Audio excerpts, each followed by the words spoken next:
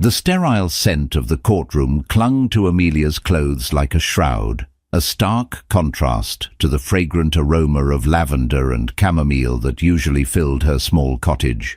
It had been 3 months since the verdict. 3 months since Sophia, her ex-husband's new wife, had sat stone-faced as the judge dismissed her frivolous lawsuit. Amelia had won, but the victory felt hollow, a temporary reprieve in a war she never wanted to fight. She'd hoped that would be the end of it, that Sophia would finally leave her to rebuild her shattered life. But some people don't just want to win, they want to see you lose. And as Amelia would soon discover, for Sophia, a courtroom loss was not an end, but a beginning. The real battle was about to begin, and it wouldn't be fought with lawyers and judges, but with whispers, lies, and a single devastating phone call. The day it all began, Amelia was on her knees in her garden, her hands plunged deep into the cool, dark earth.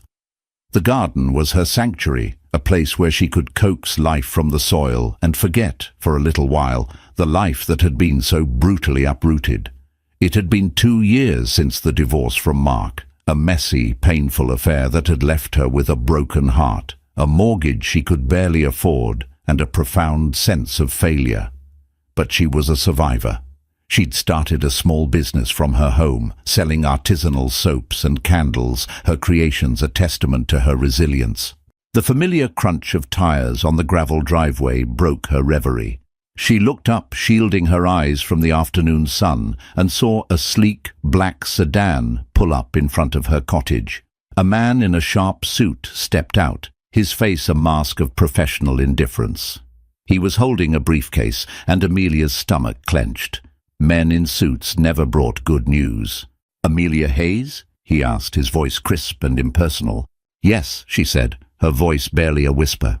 He handed her a thick envelope. "You've been served."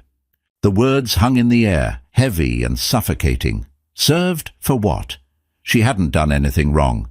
She was just trying to live her life, to find some semblance of peace after the storm. She tore open the envelope, her hands trembling. The legal jargon swam before her eyes, but a few words stood out, sharp and venomous. Defamation, emotional distress, damages. And then she saw the plaintiff's name. Sophia Hayes. Sophia, Mark's new wife. The woman who had, in Amelia's mind, stolen her life. Amelia had only met her a handful of times, at awkward, stilted handovers when Mark came to pick up the last of his things. Sophia was beautiful, of course, with a practiced smile and eyes that held a chilling emptiness. She had always made Amelia feel small, insignificant, a relic of a past that Mark was eager to erase. The lawsuit was a work of fiction, a twisted narrative in which Amelia was a bitter, vindictive ex-wife, hell-bent on destroying Sophia's happiness. It claimed that Amelia had been slandering Sophia to mutual friends, spreading vicious rumors and causing her severe emotional and psychological harm. It was all lies, of course. Amelia had been so careful, so determined to maintain her dignity, to not give Mark and Sophia the satisfaction of seeing her crumble. She sank back onto her heels, the legal documents clutched in her hand. The garden, her sanctuary, suddenly felt like a cage. The scent of the roses, usually a comfort, now seemed cloying, suffocating. She thought of Mark, of the man she had loved for 15 years, the man she had built a life with. How could he let this happen? How could he stand by and watch his new wife try to destroy her? The power imbalance was staggering. Sophia had Mark's wealth and influence behind her, while Amelia had only her small business and a mountain of debt. It was a classic David and Goliath story, but Amelia didn't feel like a plucky underdog. She felt like a lamb being led to the slaughter. She spent the next few days in a daze, a fog of disbelief and despair. She barely ate, barely slept. The legal documents sat on her kitchen table, a constant mocking reminder of the nightmare that had become her life. She finally called a lawyer, a woman named Sarah, who had been recommended by a friend. Sarah was sharp, compassionate, and blessedly direct. "This is a classic intimidation tactic," Sarah said after reading through the lawsuit. She's trying to bully you, to bleed you dry financially and emotionally, but her case is weak. There's no evidence, just a lot of hearsay and conjecture. We can fight this, Amelia, and we can win."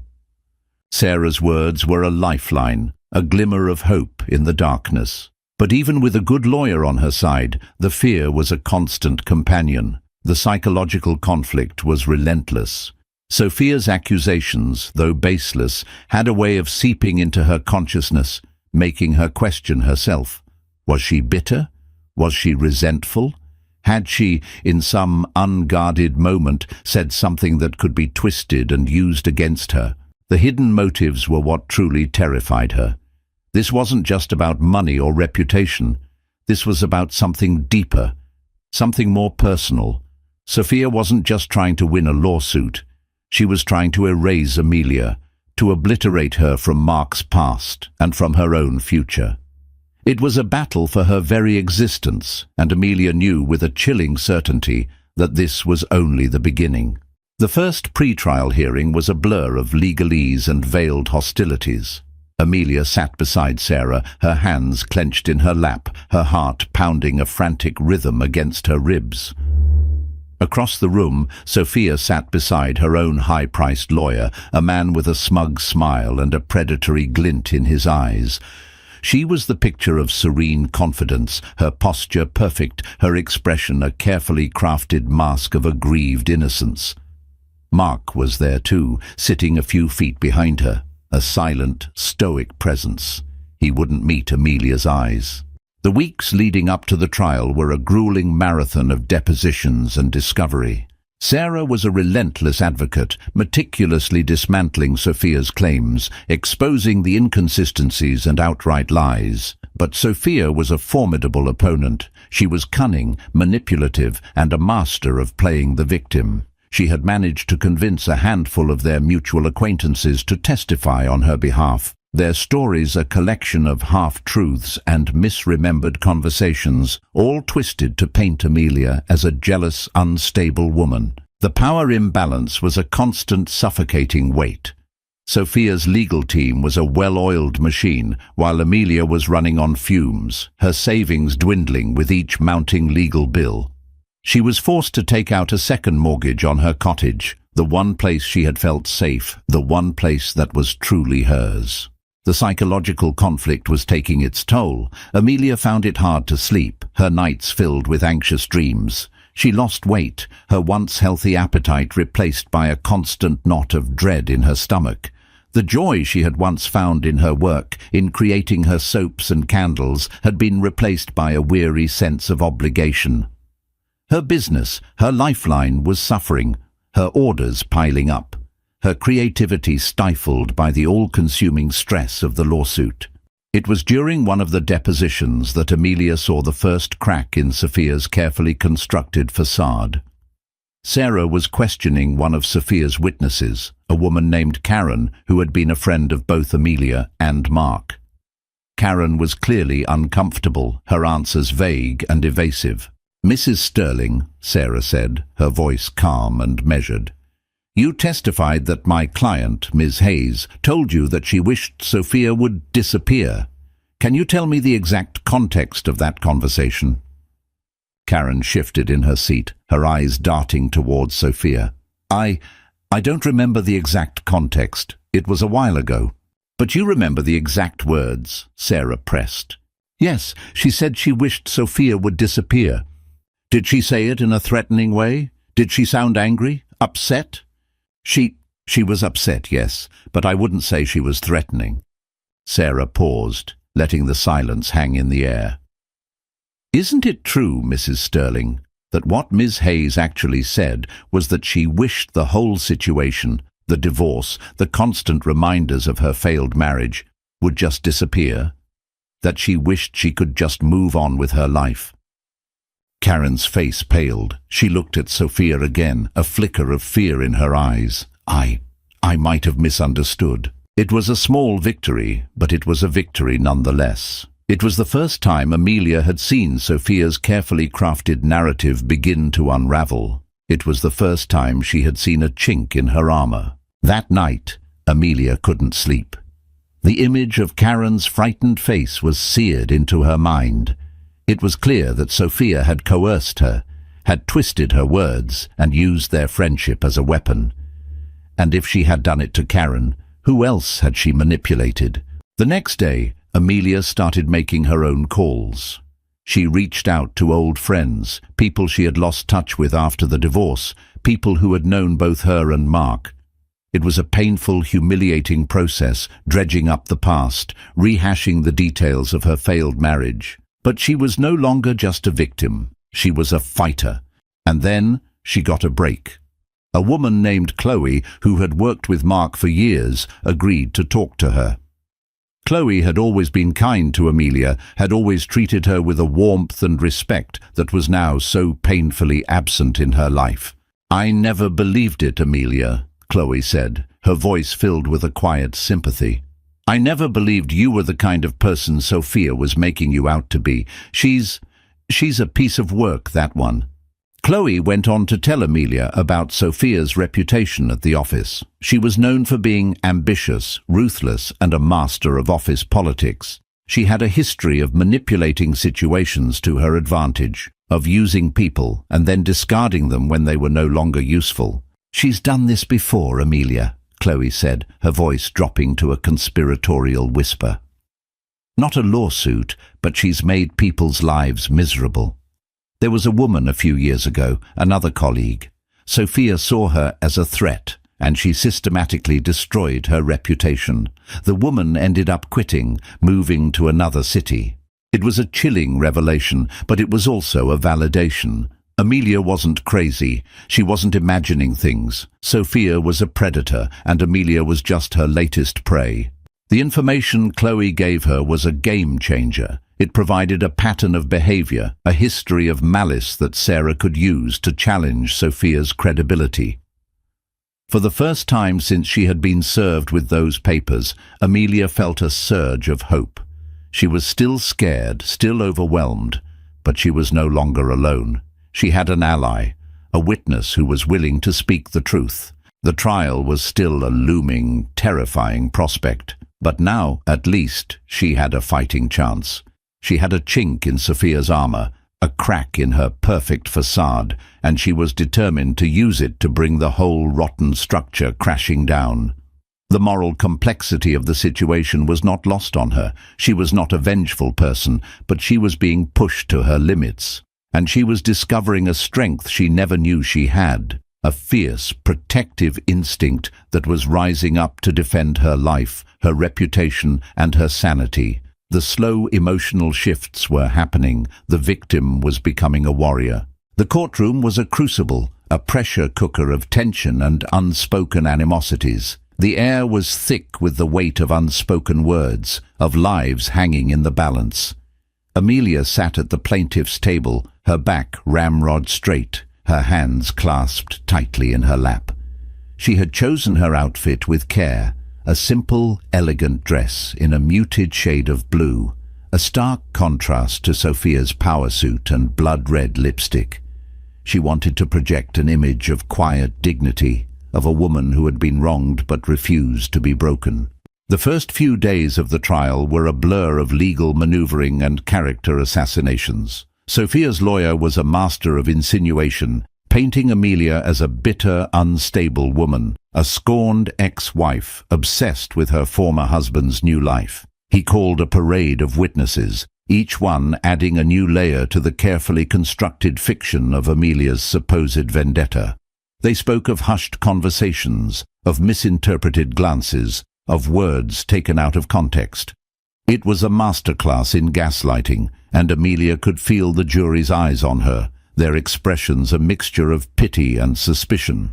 But Sarah was a brilliant strategist. She chipped away at Sophia's case, her cross-examinations a masterclass in precision and control. She exposed the inconsistencies in the witnesses' testimonies, the gaping holes in their stories. She revealed their biases, their personal relationships with Sophia, their motivations for testifying against Amelia.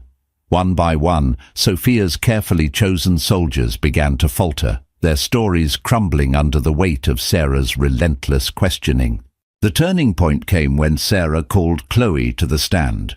Chloe was a breath of fresh air, a beacon of honesty in the stuffy, suffocating courtroom. She spoke with a quiet confidence, her voice clear and unwavering. She told the court about Sophia's reputation at work, about her history of manipulation and deceit. She described in damning detail how Sophia had systematically destroyed the career of another colleague, a woman who had dared to challenge her. Sophia's lawyer tried to discredit Chloe, to paint her as a disgruntled employee with a grudge. But Chloe was unshakable. She had documents, emails, a paper trail that backed up every one of her claims. The jury listened intently, their expressions shifting from skepticism to a dawning sense of understanding. And then, it was Sophia's turn to take the stand. She was the picture of poise and control, her voice a soft, melodic purr. She played the part of the victim to perfection, her eyes welling with tears as she described the emotional turmoil Amelia had supposedly caused her. She spoke of sleepless nights, of a constant sense of fear, of a life that had been turned upside down by Amelia's relentless campaign of harassment. But under Sarah's gentle but persistent questioning, the cracks began to appear. Sophia's carefully rehearsed answers started to sound hollow, her emotional displays a little too theatrical. Sarah brought up Chloe's testimony, the emails, the pattern of behavior. Sophia's composure began to fray, her voice taking on a sharp, defensive edge. "Isn't it true, Mrs. Hayes?" Sarah asked, her voice deceptively soft, "that you have a history of targeting women who you perceive as a threat? That you use intimidation and manipulation to get what you want?" "That's a lie," Sophia snapped, her voice a little too loud, a little too shrill. "That woman was a liar, just like this one."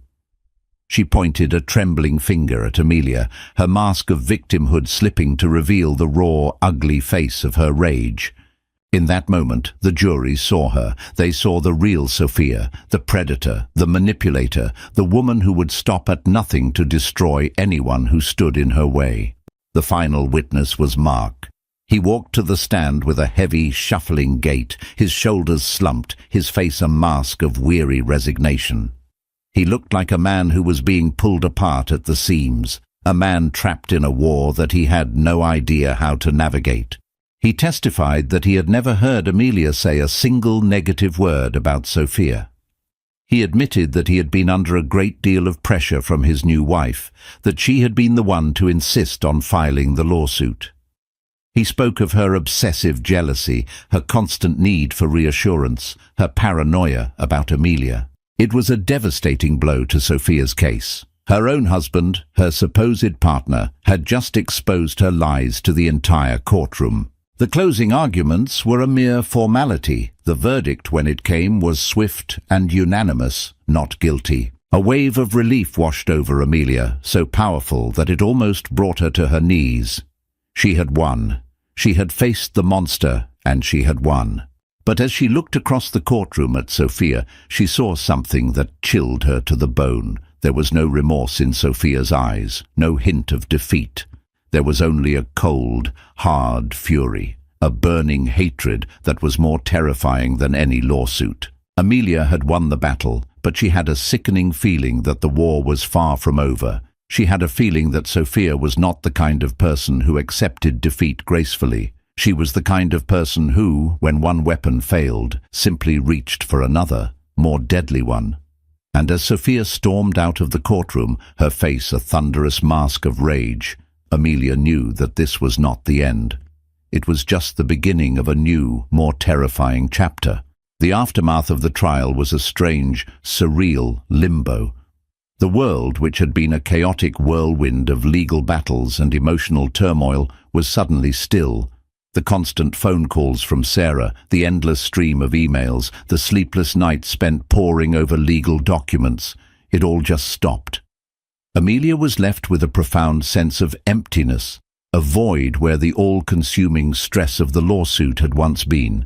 She tried to slip back into her old life, to find solace in the familiar rhythms of her days. She threw herself into her work. her hands moving with a frantic energy as she mixed and poured, her small workshop once again filled with the comforting scents of lavender, chamomile and sandalwood. She took long walks in the woods behind her cottage, the rustle of the leaves and the song of the birds, a soothing balm to her frayed nerves. But the peace was fragile, a thin veneer over a deep, abiding sense of unease. The image of Sophia's face, contorted with rage, was seared into her memory. She couldn't shake the feeling that she was being watched, that she was living on borrowed time. Every creak of the floorboards, every rustle of leaves outside her window sent a jolt of fear through her. Mark had called her a few days after the trial, his voice thick with a mixture of apology and self-pity. He told her he was sorry for everything she had been through, that he had never wanted it to go this far. He painted a picture of a man trapped in a toxic marriage, a man who was just as much a victim of Sophia's manipulations as Amelia was. Amelia listened, her heart a cold, hard knot in her chest. A part of her, a small, foolish part, wanted to believe him, to feel a flicker of the old sympathy she had once had for him. But she couldn't. He had made his choice. He had stood by and watched as his new wife tried to destroy her. He was not a victim. He was a coward. "I have to go, Mark," she said, her voice flat and devoid of emotion, and she hung up.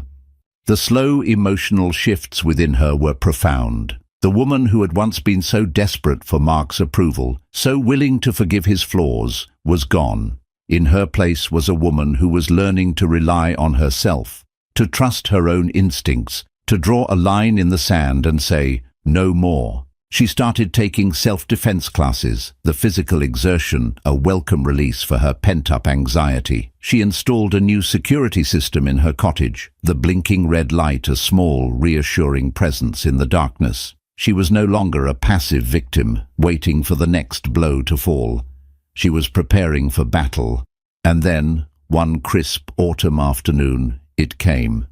She was in her garden, harvesting the last of her tomatoes, when she saw a car pull up to her driveway. It wasn't a sleek black sedan this time, but a nondescript white van with the words "Child Protective Services" emblazoned on the side. Her blood ran cold. She had no children. Why would they be here? Two women got out of the van, their faces a mixture of professional concern and weary resignation. They introduced themselves as social workers and asked if they could come inside. Amelia led them into her small, sun-filled living room, her mind racing, her heart pounding a frantic tattoo against her ribs. "We've received a report," the older of the two women said, her voice gentle but firm, "of a child living in this residence who may be in danger." Amelia stared at them, her mind struggling to process their words. "A child? There are no children here. I live alone." The women exchanged a look, a flicker of something that looked like pity in their eyes. "The report was very specific," the younger woman said. "It mentioned a young boy, about 7 years old, named Leo. Leo." The name was a punch to the gut. Leo was her nephew, her sister's son. He had spent a week with her over the summer, a joyous, chaotic week filled with laughter, finger-painting, and trips to the local ice cream parlor. He was a sweet, rambunctious boy, and Amelia adored him. "Leo is my nephew," she said, her voice trembling. "He stayed with me for a week in July, but he lives with his parents. He's not here." The social workers listened, their expressions unreadable. "The report alleged that you were neglectful," the older woman continued, "that you left him alone for long periods of time, that the house was unsafe, that you were emotionally unstable." The words were like a physical blow, knocking the air from her lungs. She could see it all so clearly now. This was Sophia's next move. This was her revenge. She couldn't destroy Amelia in a court of law, so she was going to destroy her reputation, her family, her life.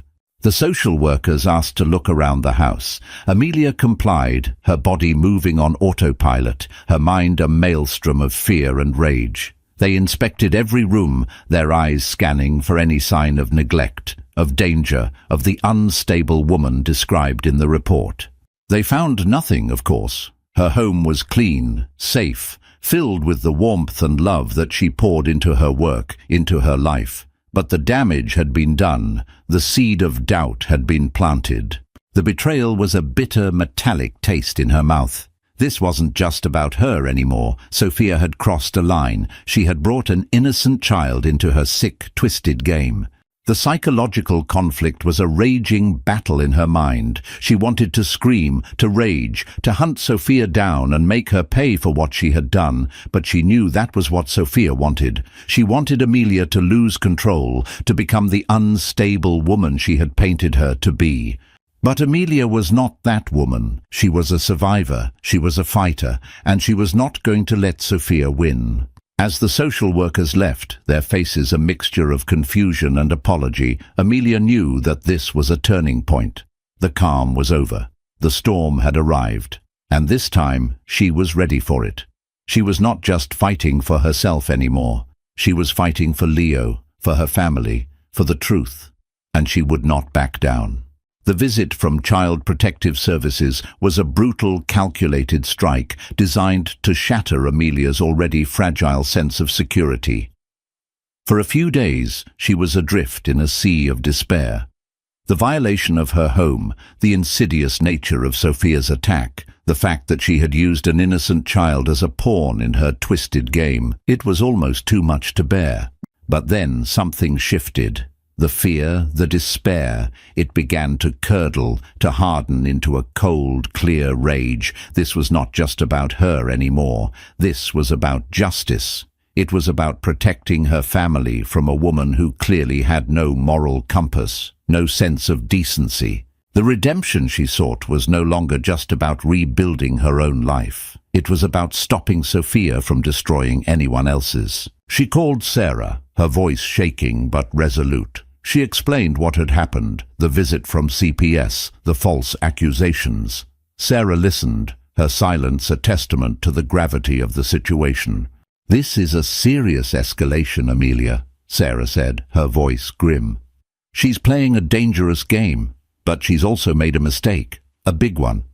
"What do you mean?" Amelia asked. "She's left a trail," Sarah explained.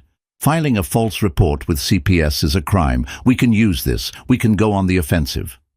The words were a spark in the darkness, a flicker of hope in the suffocating gloom.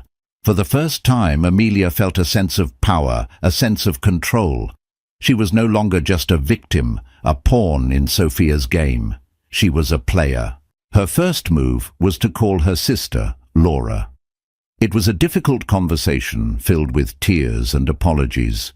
Amelia felt a profound sense of guilt, as if she had somehow brought this darkness into their lives.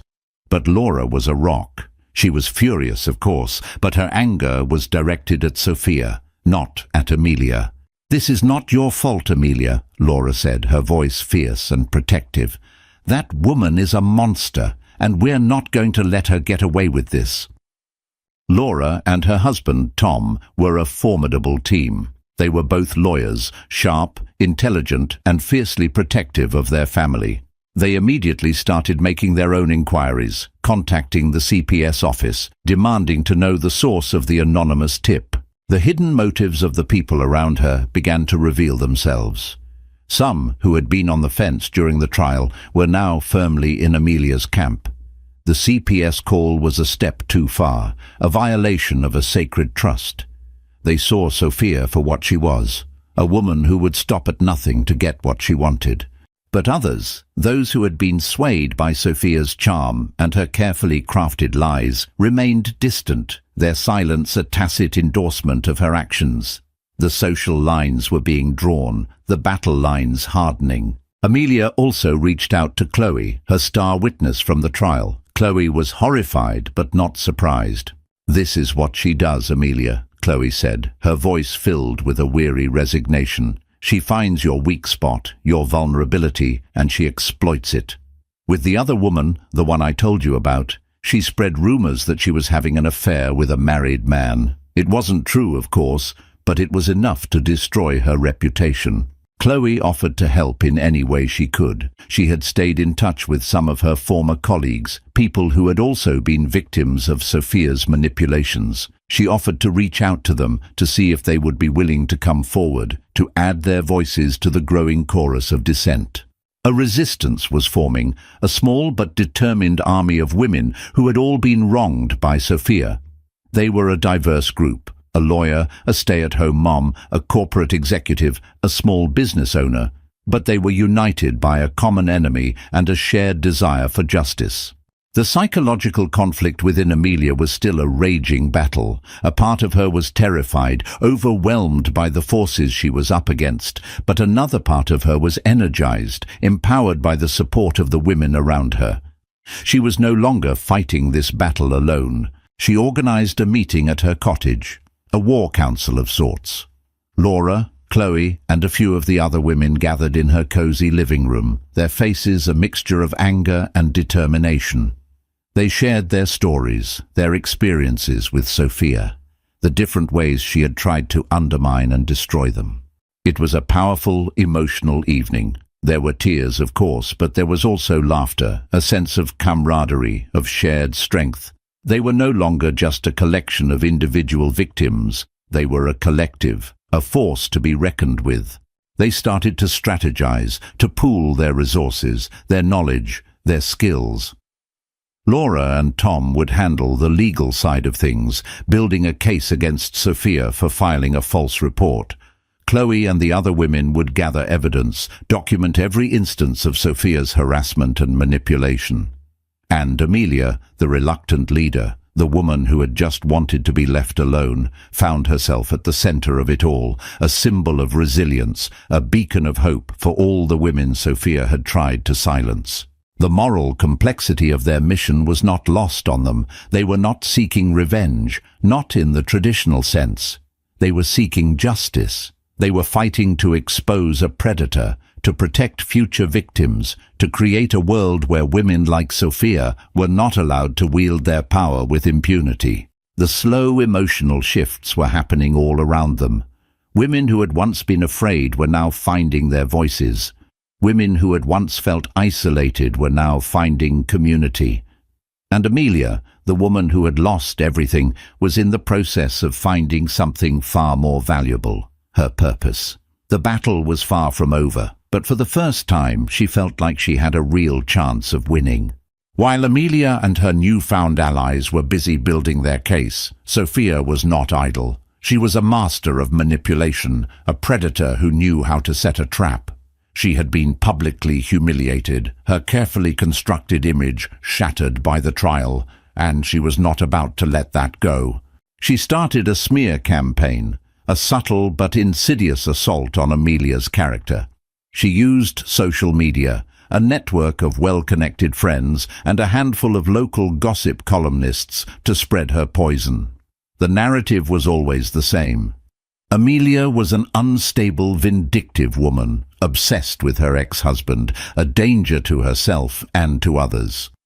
The lies were a constant, low-grade hum in the background of Amelia's life, a toxic cloud that seemed to follow her wherever she went. She would catch people whispering as she walked down the street, see the pitying, judgmental looks in their eyes. Her business, which had been slowly recovering after the trial, started to suffer again. Customers cancelled their orders, their emails a mixture of polite excuses and veiled accusations.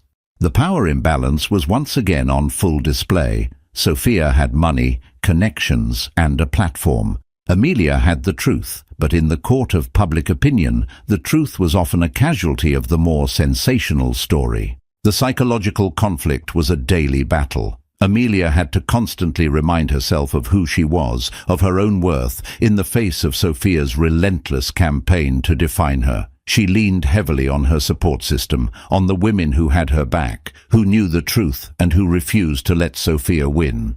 And then, Sophia made her next move. She went after Amelia's business, her lifeline, the one thing she had built for herself in the aftermath of her divorce. She filed a series of anonymous complaints with the local health department, claiming that Amelia's workshop was unsanitary, that her products were unsafe, that she was using a host of banned and dangerous chemicals. A health inspector showed up at her cottage unannounced, a clipboard in his hand and a stern, skeptical look on his face. He went through her workshop with a fine-toothed comb, testing her products, swabbing her surfaces, his every move a silent accusation. Amelia was a meticulous craftswoman. Her workshop was spotless. Her ingredients were all natural, organic, and ethically sourced. She had nothing to hide, but the inspection was a violation, another intrusion into her life, another attempt to break her spirit. The inspector found nothing, of course. He gave her a clean bill of health, his report a testament to her professionalism and her commitment to quality. But once again, the damage had been done. The rumor had been planted. The seed of doubt had been sown. But Sophia wasn't done. Her next attack was even more personal, more cruel. She started to target the people around Amelia, the people who had stood by her, who had dared to defy her. She sent an anonymous email to Chloe's boss, accusing her of corporate espionage, of leaking company secrets.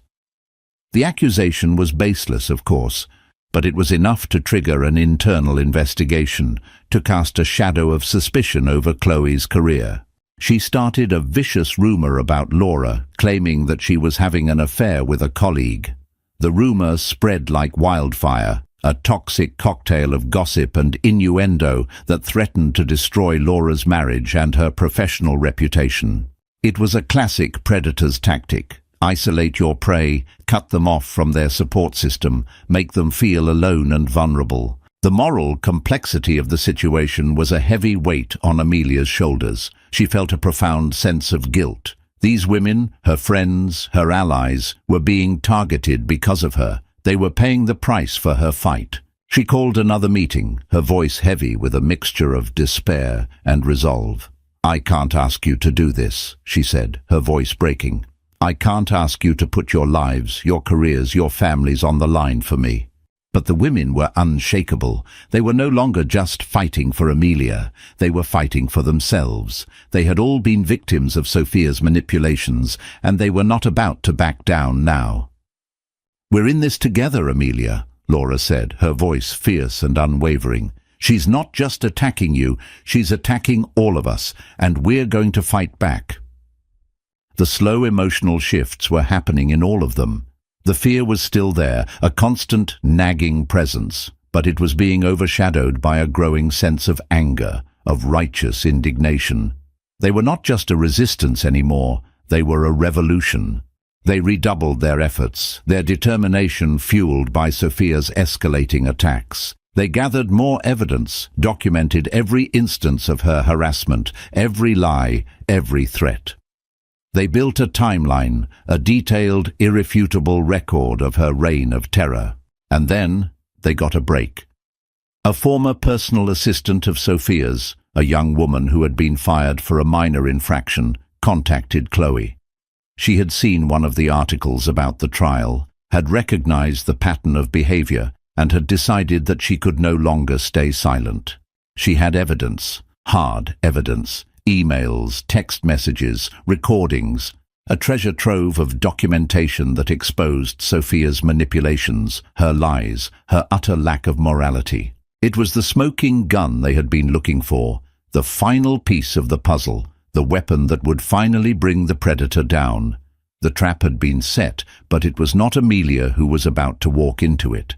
It was Sophia, and she had no idea what was coming. The final confrontation was not in a courtroom, but in the sleek, sterile boardroom of Mark's company. Amelia and her allies had decided to take the fight to Sophia's home turf, to the source of her power and influence. They had sent a carefully worded letter to the company's board of directors, outlining their case against Sophia, providing a detailed summary of the evidence they had collected. They had requested a meeting, a chance to present their findings in person. The board, a group of powerful, influential men who had a vested interest in protecting the company's reputation, had reluctantly agreed. They were skeptical, of course, but the evidence was too compelling to ignore. Amelia walked into the boardroom with her head held high, a quiet confidence radiating from her. She was not the same woman who had trembled in a courtroom just a few months ago. She was a warrior, a leader, a woman who had found her voice and her power. She was flanked by her allies, Laura, Chloe, and the other women who had been targeted by Sophia. They were a formidable force, a united front of resilience and determination. Sophia was already there, sitting at the head of the long, polished table, a smug, self-satisfied smile on her face. Mark was beside her, his expression a mixture of anxiety and confusion. He looked like a man who was about to witness a car crash in slow motion. The meeting began, and Amelia laid out their case, her voice calm and steady. She told the board about the lawsuit, the false report to CPS, the smear campaign, the attacks on her business and her friends. She presented the evidence, the emails, the text messages, the recordings. As she spoke, Sophia's composure began to crumble. Her smile faltered, her face paled, her eyes darted around the room, looking for an escape. The men on the board, who had initially been dismissive, were now listening intently, their expressions a mixture of shock and dawning horror. Chloe spoke next, her voice filled with a quiet dignity. She told the board about her own experiences with Sophia, about the colleague whose career had been destroyed, about the toxic, fearful environment that Sophia had created at the company. And then the former personal assistant, the young woman with the smoking gun, took the floor. She played a recording, a phone conversation between Sophia and one of her society friends. In the recording, Sophia could be heard laughing, boasting about how she was going to destroy Amelia, how she was going to make her life a living hell. She described in chilling detail her plan to file the false report with CPS, to use Amelia's own nephew as a weapon against her. The room was silent, the only sound the damning, undeniable evidence of Sophia's own voice. Mark looked as if he had been punched in the gut. He stared at his wife, his face a mask of disbelief and betrayal. The woman he had married, the woman he had defended, was a monster. The unmasking was complete. The predator had been exposed. The chairman of the board, a man with a reputation for being ruthless but fair, cleared his throat. "Mrs. Hayes," he said, his voice cold and hard, "do you have anything to say for yourself?" Sophia opened her mouth, but no words came out.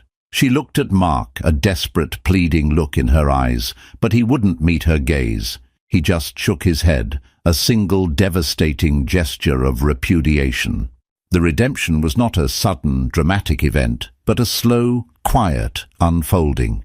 It was in the look of respect on the faces of the board members, in the quiet, supportive squeeze of Laura's hand, in the profound sense of peace that settled over Amelia as she walked out of that boardroom. The battle was over, and she had won. The fallout from the boardroom meeting was swift and brutal. Sophia, stripped of her power and her influence, was a pariah. The board of directors, in a desperate act of damage control, issued a public statement condemning her actions and announcing a full-scale investigation into her conduct at the company. Mark, finally seeing his wife for the monster she truly was, filed for divorce. The prenuptial agreement, which had been a source of so much contention in his divorce from Amelia, was now his saving grace. Sophia, who had married for money and power, was about to walk away with nothing. The news spread like wildfire through their social circle, a juicy piece of gossip that was too delicious to ignore. The same people who had whispered about Amelia, who had judged and condemned her, were now clucking their tongues in sympathy, their fickle allegiances shifting with the changing tides of public opinion. Amelia watched it all from a distance, a quiet observer of the life that was imploding in her rearview mirror. She felt no joy in Sophia's downfall, no sense of vindication, only a profound sense of sadness for the woman who was so consumed by her own hatred, so lost in her own darkness, that she had tried to pull everyone else down with her. The moral complexity of her victory was not lost on her. She had not set out to destroy Sophia, only to protect herself. But in doing so, she had been forced to become a warrior, a strategist, a woman who was willing to fight fire with fire. And she was not entirely sure how she felt about that woman. Her life began to return to a semblance of normalcy, but it was a new normal, a different kind of peace. The lawsuit, the smear campaign, the constant sense of fear, they had all left their mark. She was stronger, more resilient, but she was also more guarded, more wary of the darkness that could lurk behind a beautiful smile. Her business began to thrive, her story of resilience and redemption resonating with her customers. She received a flood of orders, her small workshop once again a hive of activity. She hired an assistant, a bright, eager young woman who shared her passion for creating beautiful handcrafted things. Her relationships with her friends and family, which had been tested by the fire of Sophia's attacks, were now stronger than ever. They had faced the storm together, and they had emerged on the other side, their bonds forged in the crucible of shared adversity. One crisp, sunny afternoon, a few months after the boardroom meeting, Amelia was in her garden, her hands once again plunged into the cool, dark earth.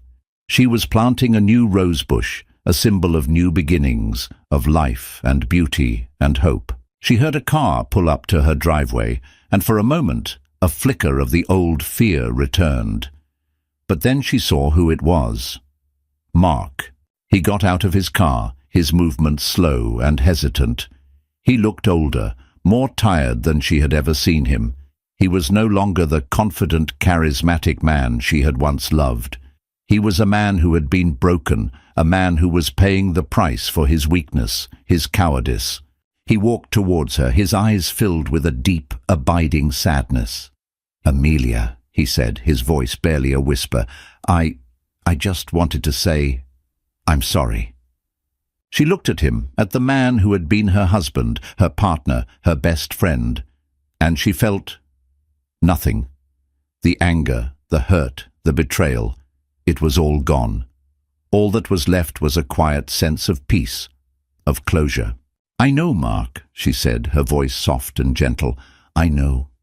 He stood there for a moment as if he wanted to say more, but the words wouldn't come.